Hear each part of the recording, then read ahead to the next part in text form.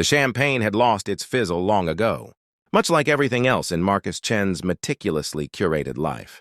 At 34, he had conquered Wall Street, built an empire in tech investments, and accumulated more wealth than 3 generations could spend.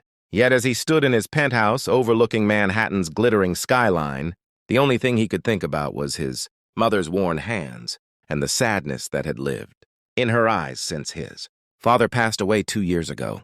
She had given him everything. While other kids wore designer sneakers, Marcus had worn shoes from thrift stores, never knowing that his mother, Lynn, worked 3 jobs to keep him fed, clothed, and in the best schools she could afford. She scrubbed floors at night, altered clothes during the day, and somehow still found energy to help him with homework at their kitchen table. Now, at 68, she still refused his money, still lived in their old neighborhood in Queens, still wore the same threadbare dresses she'd owned for decades. Her birthday was approaching, and Marcus wanted to give her something she couldn't refuse. Not a check, not a car, not a house, something from the heart that would honor who she was. The idea came to him suddenly. A dress. Not just any dress, but one custom-made, elegant enough for the finest restaurant in the city, where he'd planned a surprise party, yet comfortable enough that she'd actually wear it. His assistant had recommended a small boutique in Brooklyn, a place called Threads of Grace that specialized in custom garments for older women. Marcus had never set foot in Brooklyn except to pass through it, and the neighborhood where the shop was located seemed worlds away from his usual haunts. The buildings were shorter here, the streets narrower, the pace slower. It felt strangely like going back in time. The shop itself was tucked between a bodega and a laundromat, its window display modest but carefully arranged. A bell chimed as Marcus pushed open the door, and the scent of fabric and lavender immediately transported him to childhood, memories of his mother's sewing corner in their tiny apartment. "I'll be right with you," a voice called from behind a curtain. Marcus surveyed the shop, noting the rack of beautiful dresses, each one clearly handmade with extraordinary attention to detail. There were no price tags, no flashy signs, just quality craftsmanship speaking for itself. When the curtain parted, Marcus found himself staring at a young woman who couldn't have been more than 25. She had fabric measuring tape draped around her neck, a pincushion strapped to her wrist, and the most genuine smile he'd seen in months. Her dark hair was pulled back in a messy bun, and there was a smudge of chalk on her cheek. "Sorry about that. I was in the middle of a hem that absolutely refused to cooperate." She wiped her hands on her apron. "I'm Sophie. How can I help you today?" Marcus suddenly felt overdressed in his $3,000 suit. "I need a dress made for my mother. Her birthday is in 3 weeks. Sophie's eyes lit up. "How wonderful. Tell me about her." The question caught him off guard. He'd expected to be asked about size, color preferences, budget. "What do you mean?" "Well, what's she like? What makes her happy? What's her story?" Sophie pulled out a worn notebook, pen poised. Marcus hesitated, then found himself talking about his mother's sacrifices, her love of simple things, the way she hummed while cooking, her habit of saving everything because she'd grown up with nothing, how she still volunteered at the community center despite her arthritis. The words poured out of him in a way they never did in boardrooms or cocktail parties. Sophie listened intently, occasionally jotting notes, asking questions that dug deeper. "What's her favorite color?" Not what she says, but what you notice her gravitating toward. "What textures does she like? Does she prefer to blend in or stand out?" An hour passed before Marcus even realized it. Sophie had sketched 3 different designs, each one somehow capturing the essence of his mother despite never having met her. "This one," she pointed to a sketch of an elegant A-line dress with 3/4 sleeves and delicate embroidery along the collar. "The fabric I'm thinking of is a soft silk blend in dusty rose. It's dignified but not stuffy. The embroidery can incorporate symbols that mean something to her. You mentioned she's Chinese-American? We could use traditional motifs in a subtle modern way." Marcus stared at the sketch. It was perfect. "How much?" Sophie named a price that was absurdly low for what she was offering. Marcus nearly laughed. "He spent more than that on dinner." "That's way too little for this kind of work," he said. "I'll pay triple." Sophie's expression shifted, a flash of something like hurt crossing her face. "Mr. Chen, Marcus Chen, Mr. Chen, I price my work fairly. I don't need charity, and neither do my clients. I charge what allows me to pay my bills, support my family, and create something beautiful. That's enough. He'd been put in his place, and strangely, he respected her for it. I apologize. I didn't mean to offend you. Her smile returned softer this time. No offense taken, I get it. You're used to a world where higher price means higher value, but some things can't be measured that way. Over the next 3 weeks, Marcus found excuses to visit the shop. First, it was to drop off a photo of his mother for reference, then to approve the fabric choice, then to see the initial draping. Each time, he stayed longer than necessary, drawn into conversations with Sophie that ranged from philosophy to favorite foods to childhood dreams.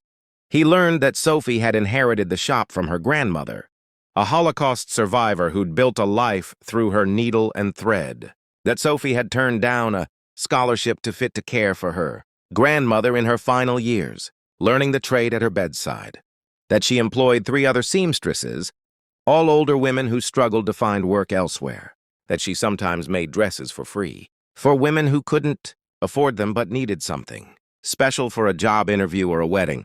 Doesn't that hurt your bottom line? Marcus asked during one visit. Sophie shrugged, pinning fabric on a dress form. There's more to life than profit margins. My grandmother used to say that every stitch carries intention. If you sew with resentment or greed, it shows in the work. But if you sew with love and generosity, people can feel it when they wear the garment. It sounds mystical, but I believe it. Marcus thought about his own work. The deals he'd made, the companies he'd stripped and sold for parts, the people who'd lost jobs while he'd gained millions. He'd always justified it as business, as the natural order of capitalism. But sitting in this small shop, watching Sophie work with such care and purpose, he felt something uncomfortable stirring in his chest.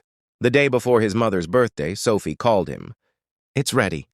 When Marcus arrived, Sophie brought out the dress with reverence, as if presenting a sacred object. It was even more beautiful than he'd imagined.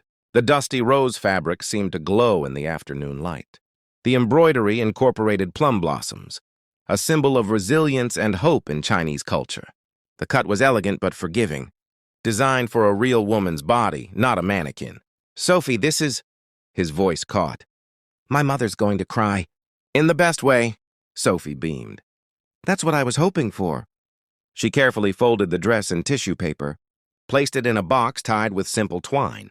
I hope you'll tell me how the party goes. Marcus took the box, but he didn't leave. Have dinner with me. Sophie looked up surprised. What? Tomorrow night, after my mother's party. Have dinner with me. Not as a thank you for the dress, just because I'd like to spend more time with you. She studied his face for a long moment. You're not used to people saying no to you, are you? Not really. Then maybe you need to hear it more often. But she was smiling. Ask me again after your mother's party, if you still want to, knowing that I'll never fit into your world of penthouse, apartments, and expensive wine. The birthday party was perfect. His mother cried when she saw the dress, then cried harder when she put it on and saw herself in the mirror. I look like a lady, she whispered in Mandarin. A real lady. You've always been a lady, Mom, Marcus said, his own eyes wet. The finest one I know. But as he watched her throughout the evening, accepting compliments from friends and family, glowing in a way he hadn't seen in years, Marcus realized something. The dress wasn't what made her beautiful. It was the love stitched into every seam, the care taken by someone who'd never met her, but had listened to her story and honored it. That was Sophie's real gift. The next morning, Marcus returned to Threads of Grace. Sophie was arranging the window display, and she smiled when she saw him. So? She asked. My mother said it's the most beautiful thing she's ever owned. She also wants to know who made it because she has 3 friends who need dresses. Sophie laughed. I can handle that, and I want to invest in your business. The laughter stopped. Marcus, hear me out. Not charity, a real partnership. You have something special here, something that could help more people. Better equipment, a bigger space, the ability to employ more women who need work. You keep creative control, keep your values, keep your pricing philosophy. I just help you scale the mission. Sophie crossed her arms. And what do you get out of it? Marcus thought about the question. A month ago, he would have had a smooth answer about returns and equity. Now, he spoke the truth. A chance to be part of something that actually matters. A chance to learn from. Someone who hasn't forgotten what business is really supposed to be about. Serving people, creating beauty, building community. And maybe, if you're willing, a chance to see if a man who's lost his way can find it again. Sophie's eyes searched his face. This isn't about the investment, is it? No, Marcus admitted. It's not. I came back because somewhere in the last 3 weeks, between watching you work and listening to you talk about your grandmother and seeing the way you care about people you've never met, I realized I've been living half a life, a successful, empty half a life, and I don't want to do that anymore. I still won't fit in your world, Sophie said quietly. Marcus stepped closer. Then maybe it's time I started fitting into yours. She studied him for another long moment, then smiled. Dinner tomorrow, but not at some fancy Manhattan restaurant. There's a Thai place down the street that makes the best pad see ew you've ever tasted. Plastic chairs, fluorescent lighting, the works. Sounds perfect. As Marcus left the shop, the city looked different somehow. The same streets, the same buildings, but filtered through new eyes. He thought about his mother in her beautiful dress, about Sophie's careful stitches, about the way kindness could be woven into fabric and lives and futures. His phone buzzed with messages about deals and meetings and money. He looked at them, then looked back at the small shop with its modest window display. For the first time in his adult life, Marcus Chen knew exactly where he wanted to be, not at the top of the world, but right here, at street level, where real life happened and real love grew. Sometimes the best investments, he was learning, couldn't be measured in dollars. Sometimes they were measured in dusty rose silk, honest conversations, and the courage to become someone better than who you'd been before. And sometimes, if you were very lucky, they came with dark eyes, chalk-smudged cheeks, and a smile that felt like coming home.